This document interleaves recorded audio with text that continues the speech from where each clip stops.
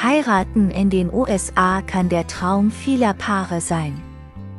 Doch was, wenn dieser Traum plötzlich von unerwarteten Vorschriften und ungewöhnlichen Anforderungen durchkreuzt wird?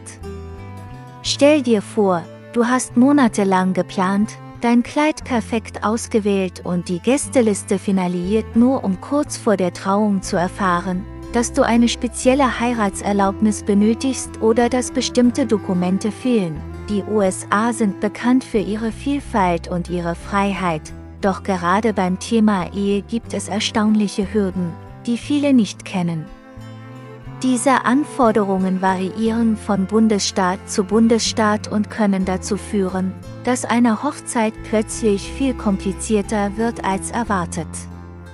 Prominente wie Meghan Markle und Prinz Harry haben gezeigt, wie faszinierend eine transatlantische Ehe sein kann, aber auch, dass man sich vorher intensiv mit den Vorschriften auseinandersetzen muss. Zunächst einmal muss jedes Paar eine Heiratserlaubnis, die sogenannte Mariage-Lizenz, beantragen.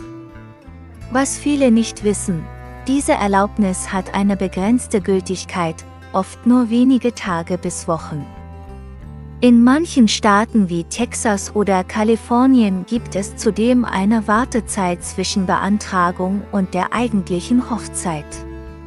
Wer also kurzfristig heiraten möchte, sollte sich vorher gut informieren. Noch überraschender ist die Tatsache, dass einige Bundesstaaten Ehevorbereitungskurse oder Beratungsgespräche vorschreiben.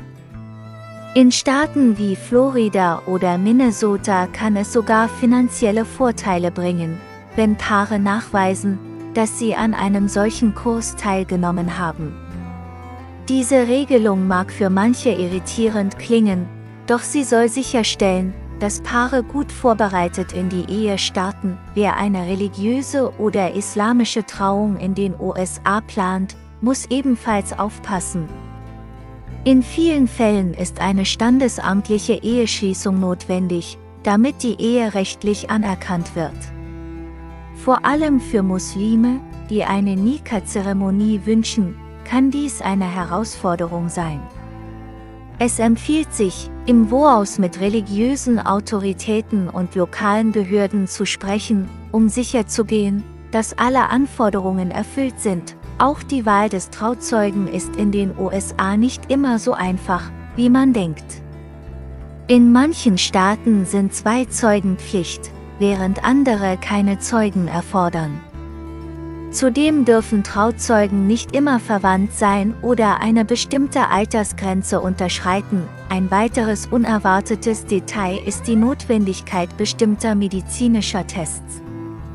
Einige Bundesstaaten wie Montana oder New York hatten lange Zeit Vorschriften, die von Paaren verlangten, sich auf bestimmte Krankheiten testen zu lassen, bevor sie heiraten dürften. Auch wenn diese Regelung mittlerweile in den meisten Staaten abgeschafft wurde, kann es sinnvoll sein, sich vorab zu erkundigen. Damit der große Tag reibungslos verläuft, sollten Paare ihre Hochzeit in den USA gut planen und sich nicht nur auf die Romantik verlassen.